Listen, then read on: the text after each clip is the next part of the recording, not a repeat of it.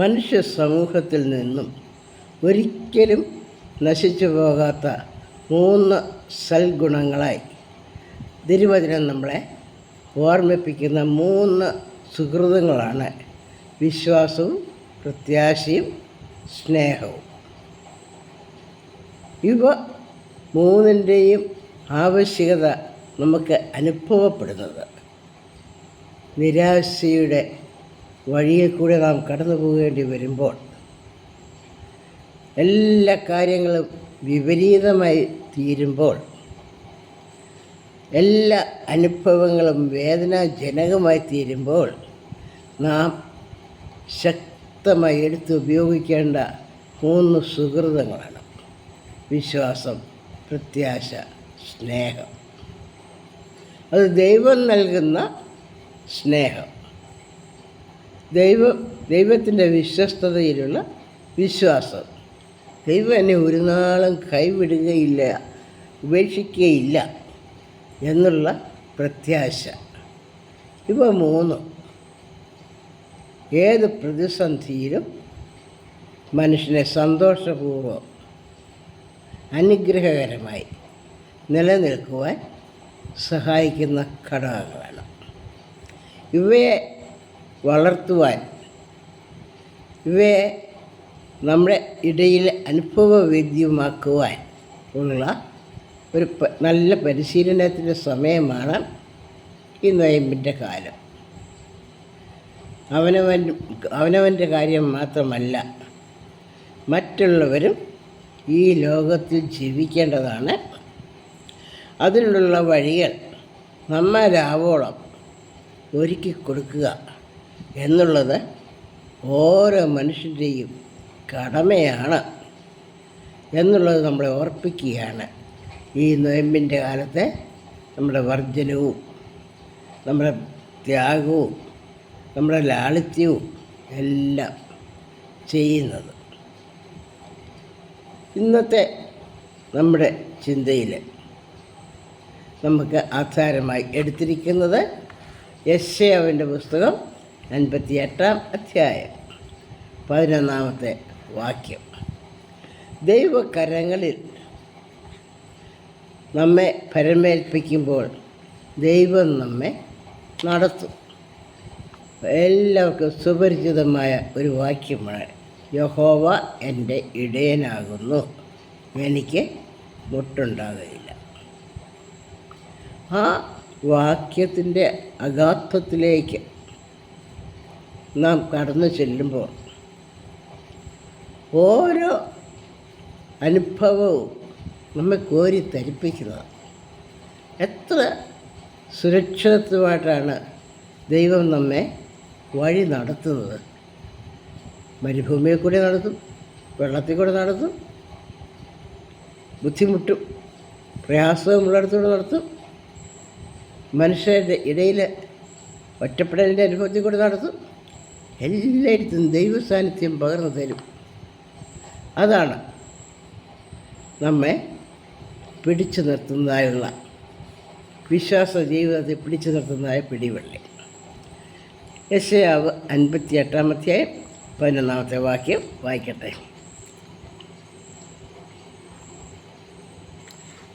യഹോവ എല്ലായ്പ്പോഴും നിന്നെ നടത്തുകയും വരണ്ട നിലത്തിലും നിൻ്റെ വിശപ്പ് അടക്കി നിൻ്റെ അസ്ഥികളെ ബലപ്പെടുത്തുകയും ചെയ്യും.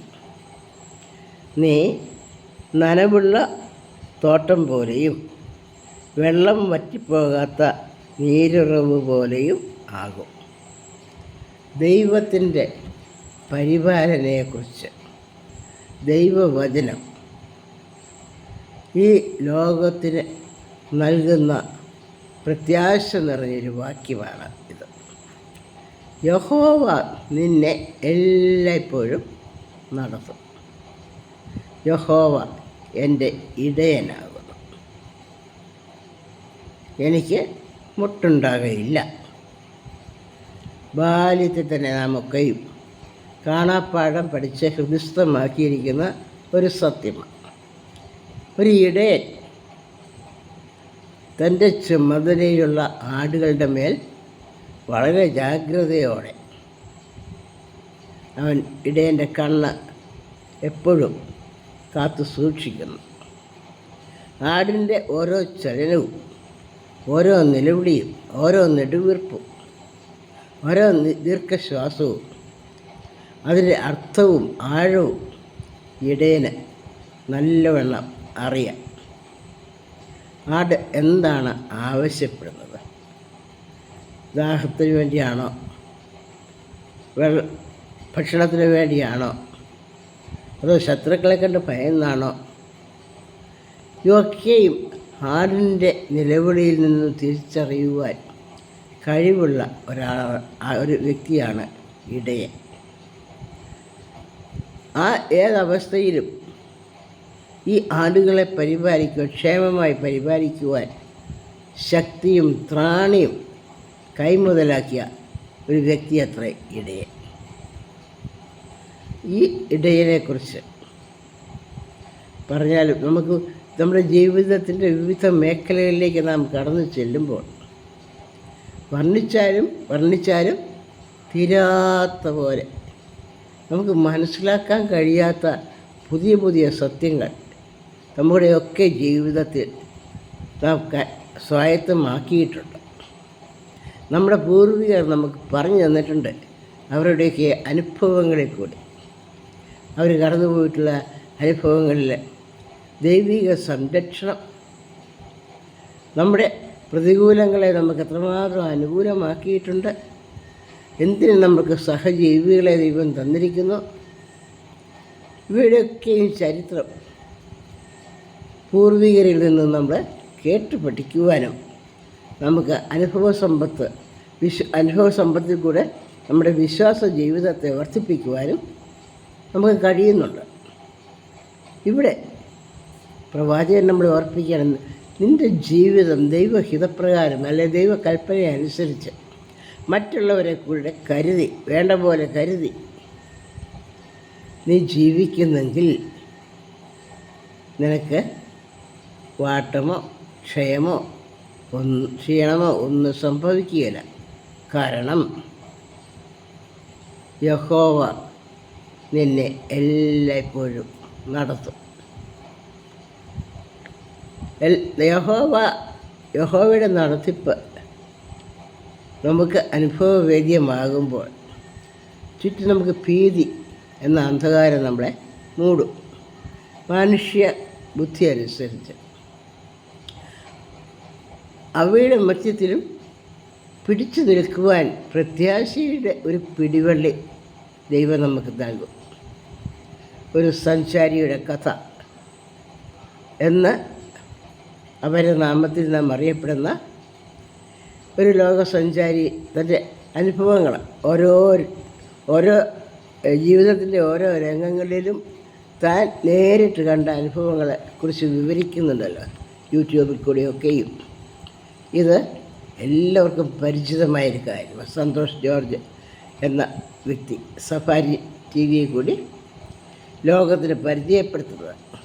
അപ്പോൾ മരുഭൂമിയിൽ ജീവിക്കുന്ന ഏകാന്ത ജീവിതം അനുഭവിക്കുന്ന ഒരു വ്യക്തി ആടിനെയോ ഒട്ടകത്തെയോ പരിപാലിച്ചുകൊണ്ട് മനുഷ്യ സംസർഗമൊന്നുമില്ലാതെ മൃഗങ്ങളോട് മാത്രം ഇടപെട്ടുകൊണ്ട് ജീവിക്കുന്ന വ്യക്തികളുടെ അനുഭവം, അവരും പ്രത്യാശയോടെയാണ് ജീവിക്കുന്നത്. വല്ലപ്പോഴും മാത്രം മനുഷ്യരെ അങ്ങോട്ട് കടന്നു ചെല്ലും. പക്ഷേ അവർ നിക്ഷിപ്തമായിരിക്കുന്ന സാമ്പത്തിക നേട്ടത്തെക്കുറിച്ചുള്ള പ്രത്യാശ അവരെ അത് സന്തോഷത്തോടെ ഇടപെടുവാൻ പ്രേരിപ്പിക്കുന്നു. ഭക്ഷണം വിഭവസമൃദ്ധമായ ഭക്ഷണമല്ല അവർക്ക് ലഭിക്കുന്നത്. ആഴ്ചയിൽ ഒരിക്കലോ വല്ലതും മനുഷ്യരാജ്യം കൊണ്ടു കൊടുക്കുന്ന റൊട്ടിയോ അപ്പമോ ആയിരിക്കും അവർക്ക് കഴിക്കാനുള്ളത്. ബാക്കി സമയം മുഴുവനും ഒട്ടകത്തിൻ്റെയോ ആടിൻ്റെയോ പാല് കുടിച്ചുകൊണ്ട് കഴിയുവാൻ അവർ സന്തോഷത്തോടെ കഴിയുവാൻ അവർക്ക് സാധിക്കുന്നു. എങ്ങനെ? തനിക്ക് വേണ്ടി മാത്രം സൃഷ്ടിക്കപ്പെട്ടവനല്ല, മറ്റുള്ളവർക്ക് വേണ്ടി. തനിക്കൊരു കുടുംബമുണ്ട്, തന്നെ ആശ്രയിച്ച് കഴിയുന്ന ഒരു സമൂഹം വെളിയിലുണ്ട്. ആ പ്രത്യാശ ഏത് കഷ്ടപ്പാടിനെയും നേരിടുവാൻ അവരെ പ്രാപ്തരാക്കുക. ഗൾഫ് രാജ്യങ്ങളിലൊക്കെയും പോയി ജീവിതത്തിൻ്റെ പ്രതിസന്ധികളെ, കഷ്ടതകളെ നേരിട്ട് തൻ്റെ കുടുംബത്തെ സന്തോഷിപ്പിക്കുവാൻ തത്രപ്പാട് കാണിക്കുന്ന വ്യക്തികളുടെ ജീവിതം ഇതുതന്നെയല്ലേ. താൻ അനുഭവിക്കുന്ന കഷ്ടതകളും പ്രയാസങ്ങളും മറ്റുള്ളവരെ അറിയിക്കാതെ മറ്റുള്ളവരുടെ ജീവിതം സന്തോഷമാക്കുവാൻ ഓരോ ഗൾഫുകാരനും പാടുപെടുന്നത് നമുക്ക് സുപരിചിതമായ കഥയാണ്. അങ്ങനെയുള്ള ഒരു ലോകത്തിലാണ് നാം ജീവിക്കുന്നത്. അപ്പോൾ നമുക്ക് പ്രത്യാശ എവിടെയാണ് ഉണ്ടാകുന്നത്? എൻ്റെ ജീവിതം കൊണ്ട് മറ്റ് ഒരാൾക്ക് സന്തോഷവും സമാധാനവും സമൃദ്ധിയും അനുഭവമാകുമ്പോൾ, എനിക്ക് വേണ്ടി തന്നെ ഞാൻ സമ്പാദിച്ചു കൂട്ടിയാൽ എൻ്റെ ജീവിതം നിരർത്ഥകമാണ്. ഈ വാക്യത്തിൽ പിന്നെയും നമ്മളെ ഓർപ്പിക്കുകയാണ്, മരുഭൂമിയിലും നിൻ്റെ വിശപ്പടക്കും. മരുഭൂമിയിൽ കൂടെ പോകണം. ദൈവം നമ്മെ നടത്തുന്നത് ദൈവത്തിൻ്റെ സൃഷ്ടിയായ ഈ പ്രപഞ്ചത്തിൻ്റെ എല്ലാ അനുഭവങ്ങളിൽ കൂടിയും നടത്തുന്നു. മരുഭൂമി കണ്ട് ഒളിച്ചോടി ജീവിക്കുവാനുള്ളതല്ല മനുഷ്യജീവിതം. അവിടെ ദൈവസാന്നിധ്യം, ദൈവത്തിൻ്റെ ബലമുള്ള കൈ എൻ്റെ കൂടെ ഇരുന്ന് എന്നെ നടത്തുന്നുവെന്ന് സാക്ഷിക്കുവാനുള്ളതാണ്. ഉയർത്തെഴുന്നേറ്റ കർത്താവ് തൻ്റെ ശിഷ്യന്മാരോട് പറഞ്ഞതുപോലെ തന്നെയാണല്ലോ, ഭൂമിയൊക്കെയും പോയി നിങ്ങൾ എൻ്റെ സാക്ഷികളാകണം. ദൈവത്തിൻ്റെ ശക്തി അനുഭവിച്ചുകൊണ്ട്, ദൈവത്തിൻ്റെ ദീർഘക്ഷമ അനുഭവിച്ചുകൊണ്ട്, ദൈവത്തിൻ്റെ ദയ അനുഭവിച്ചുകൊണ്ട്, അത് എങ്ങനെയാണ് ജീവിതത്തിൽ സന്തോഷവും സമാധാനവും നൽകിയിട്ടുള്ളത് എന്നുള്ളത് ലോകത്തെ ബോധ്യമാക്കിയാണ് ഇന്നത്തെ നമ്മുടെ ആവശ്യം. എങ്ങനെയും നമ്മുടെ കാഴ്ചപ്പാടുകളെ ചുരുക്കി സ്വയകേന്ദ്രീകൃതമാക്കുവാനാണ് സാത്താൻ പരിശ്രമിക്കുന്നത് എന്ന് നമുക്ക് ഓർക്കാം. നാം സൃഷ്ടിക്കപ്പെട്ടിരിക്കുന്നത് തുറന്ന വിശാലതയുടെ ഒരു ലോകത്തിൽ ജീവിക്കുവാനാണ്. ആ ലോകത്തിന് നമ്മെക്കൊണ്ട് ഏത് രീതിയിൽ പ്രയോജനപ്പെടുവാൻ കഴിയും? മരുഭൂമിയിലും നിൻ്റെ വിശപ്പടക്കും. അതാണ് ദൈവത്തിൻ്റെ സാന്നിധ്യം. ബാങ്കിൽ നിക്ഷേപങ്ങൾ കൂട്ടിയെടുക്കാനല്ല. നിൻ്റെ വിശപ്പടക്കുന്നുണ്ടോ? നിന്നെ ബലമുള്ളവനാക്കുമോ? ഈ ലോകത്തിൽ ജീവിക്കുവാനും പ്രവർത്തിക്കുവാനും ശക്തിയും ബലവും നിനക്ക് ലഭിക്കുന്നുണ്ടോ? അതിൽ നമുക്ക് തൃപ്തിപ്പെടാം. നിൻ്റെ വിശപ്പടക്കുക മാത്രമല്ല, നിൻ്റെ അസ്ഥികളെ ബലപ്പെടുത്തും. മരുഭൂമിയിൽ വിശപ്പടക്കി അസ്ഥികൾക്ക് ബലമില്ലാതെ, എഴുന്നേറ്റ് നടക്കുവാൻ കഴിവില്ലാതെ ഈ ലോകത്തിൽ നിരങ്ങി ജീവിച്ചാൽ ജീവിതം കൊണ്ട് എന്താണ് പ്രയോജനം? നിൻ്റെ അസ്ഥികളെ ബലപ്പെടുത്തും. എഴുന്നേറ്റ് നടക്കുവാനും അധ്വാനിക്കുവാനും മറ്റുള്ളവരുടെ അടുക്കിലേക്ക് കടന്നു ചെല്ലുവാനും അവരുടെ ആവശ്യങ്ങളിൽ കൂട്ടാളികളായിത്തീരുവാനും ഒക്കെയുമുള്ള സാധ്യതകളോടെയാണ് ദൈവം നമ്മെ ഈ ലോകത്തിൽ ആക്കിയിരിക്കുന്നത്. അതുകൊണ്ടാണ് ഈ നോയമ്പിൻ്റെ കാലത്ത് മറ്റുള്ളവരുടെ ആവശ്യങ്ങളെക്കുറിച്ച് നാം കൂടുതലായിട്ട് ചിന്തിക്കുകയും പ്രവർത്തന സജ്ജരാകുകയും ചെയ്യുന്നത്. ആ പ്രവർത്തനത്തിനായിട്ട് കൂടുതൽ പദ്ധതികൾ നാം കൊണ്ടുവരുന്നു. നാം ദൈവിക ആലോചനയിൽ രൂപപ്പെടുത്തി വരുന്ന പദ്ധതികളെയൊക്കെയും ഇല്ലായ്മ ചെയ്യുവാൻ, അത് വഷളത്തിൻ്റെ വഴിയിലാക്കി തീർക്കുവാൻ സാത്താൻ നമ്മെ പ്രേരിപ്പിക്കുകയാണ്. സാത്താൻ്റെ പ്രേരണ ഘടകമെന്ന് പറയുന്നത് നാം കാണുന്നത്, ആദ്യമായിട്ട് നമ്മൾ സാത്താനെ കാണുന്നത് ഏദൻ തോട്ടത്തിലാണ്. ഈ ലോകത്തിൻ്റെ ദൃഷ്ടിയിലുള്ള സമൃദ്ധി, ഈ പഴം കഴിച്ചാൽ നീ ദൈവത്തെ പോലെയാകും. വലിയ പൊള്ളയായ വാഗ്ദാനം. ഈ ലോകത്തിൻ്റെ നേട്ടങ്ങളൊക്കെയും വെറും മായയത്രേ എന്ന് തിരുവചനം നമ്മെ പഠിപ്പിക്കുക. ഒരു വശത്തുകൂടെ വലിച്ചുകൂട്ടി സമ്പാദ്യം ഉണ്ടാക്കുന്ന മനുഷ്യൻ അബ്രഹാമിൻ്റെയും ലോത്തിൻ്റെയും ജീവിതത്തിൽ ഈ ലോത്തിൻ്റെ ഇടയന്മാർ സമ്പാദ്യങ്ങൾ വലിച്ചുകൂട്ടി ശേഖരിക്കുവാൻ ശ്രമിക്കുമ്പോൾ അബ്രഹാം അതിനകത്ത് ഇടപെടുന്നു.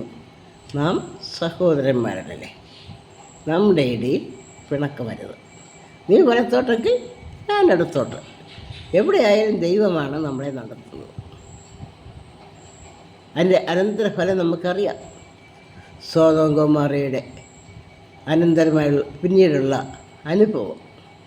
എന്നാൽ അബ്രഹാമിൻ്റെ വഴിയോ താൽക്കാലികമായി സമൃദ്ധിയില്ലാത്ത വഴിയിൽ കൂടെ അബ്രഹാം സഞ്ചരിച്ചു. പക്ഷേ അബ്രഹാമിൻ്റെ തലമുറ ഇന്നും ലോകത്തിൽ അറിയപ്പെടുന്നു. ലോകത്തിൻ്റെ തലമുറയെക്കുറിച്ച് ഇന്ന് അറിയുന്നില്ല. നമ്മുടെ ജീവിതത്തിൽ നാം പഠിച്ചിരിക്കുവാൻ ഈ അനുഭവങ്ങളൊക്കെ വേദപുസ്തകം നമ്മളെ മനസ്സിലാക്കത്തിരുന്നുണ്ട്. മരുഭൂമിയിലും നിൻ്റെ വിശപ്പടക്കി നിൻ്റെ അസ്ഥികളെ ബലപ്പെടുത്തും. ഇതിൽ കൂടുതൽ നമുക്ക് എന്താണ് ആഗ്രഹിക്കുവാനുള്ളത്? മരുഭൂമി കണ്ട് ഭയപ്പെട്ട് പുറകോട്ട് പോകാനല്ല, അസ്ഥികളും ബലപ്പെടും ഓടി നടന്ന് ശക്തമായ ശുശ്രൂഷ ചെയ്യുവാൻ നമ്മളെ പ്രാപ്തരാക്കുന്ന ദൈവസാന്നിധ്യം. കാരണം യഹോവ നിന്നെ എല്ലായ്പ്പോഴും നടത്തും. ദൈവ കൽപ്പനയനുസരിച്ച് ദൈവ ഇഷ്ടം അറിഞ്ഞ് അവയെ ചെയ്ത് മുൻപോട്ട് പോകുമ്പോൾ ജീവിതം എത്ര ധന്യമായിത്തീരുന്നു. എൻ്റെ സഹായം ആകാശത്തെയും ഭൂമിയെയും ഉണ്ടാക്കിയ യഹോവയിൽ നിന്ന് വരുന്നു. അടുത്ത വാക്യം 121 സങ്കീർത്തനത്തിൽ പറയുകയാണ്, നിൻ്റെ കാൽ വഴുതുവാൻ അവൻ സമ്മതിക്കുകയില്ല. കാൽ വഴുതിപ്പാനുള്ള സാധ്യതയുണ്ട്. നിന്നെ ബലമായി അവൻ്റെ കൈകളിൽ പിടിച്ചുകൊള്ളും. നിന്നെ കാക്കുന്നവൻ മയങ്ങുകയില്ല, ഉറങ്ങുകയില്ല. നിന്നെ കാക്കുന്ന നിൻ്റെ ഇടയൻ, നിന്നെ പരിപാലിക്കുന്ന നിൻ്റെ ഇടയൻ കൂടെയുണ്ട്. യഹോവ നിന്നെ എല്ലായ്പ്പോഴും നടത്തും. ആ ഇടയൻ്റെ പ്രത്യേകത, അവൻ മയങ്ങുന്നില്ല, ഉറങ്ങുന്നില്ല. നിൻ്റെ കാൽ വഴുതാൻ സമ്മതിക്കില്ല. വഴുതിപ്പോകുന്ന വഴി കൂടിയാണ് നിൻ്റെ നടപ്പ്, നിന്നെ നടത്തുന്നത്. ആ വഴുതിപ്പോകുന്ന വഴി കൂടെ നിന്നെ നടത്തുമ്പോൾ നിൻ്റെ കാൽ വഴുതുവാൻ അവൻ സമ്മതിക്കുകയില്ല. ദൈവിക സംരക്ഷണയുടെ ഭദ്രത നമുക്ക് ഈ സമയത്ത് ഈ നോയമ്പ് കാലത്ത് നമുക്ക് ഓർക്കാം. ആ ഭദ്രതയിലേക്ക് നമ്മുടെ ജീവിതത്തെ നമുക്ക് സമർപ്പിക്കാം. മാത്രമല്ല, ദൈവം തുടർന്നുള്ള അനുഭവം ദൈവം പറയുകയാണ്, നീ എങ്ങനെയായിരിക്കും നിൻ്റെ ജീവിതം, ഭാവിയെക്കുറിച്ച് പറയുകയാണ്.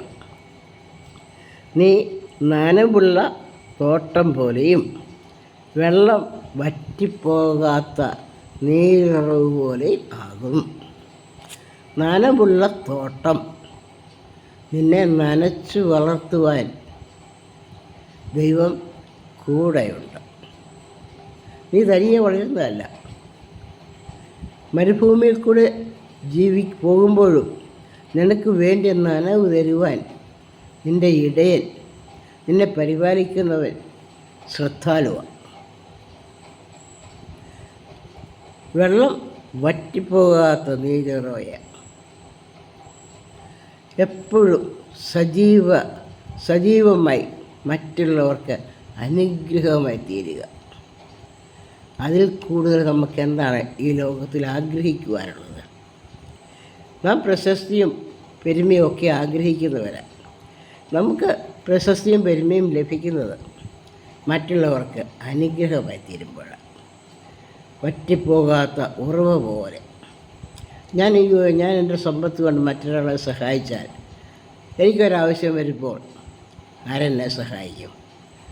വിഷമിക്കേണ്ട, വറ്റിപ്പോകാത്ത നീരുറവയിൽ എപ്പോഴും ജലത്തിൻ്റെ അംശം കാണുന്നത് പോലെ ദൈവിക സംരക്ഷണം. ഈ പ്രപഞ്ചത്തെ സൃഷ്ടിച്ച ദൈവമാണ് നിന്നെ നടത്തുന്നത്.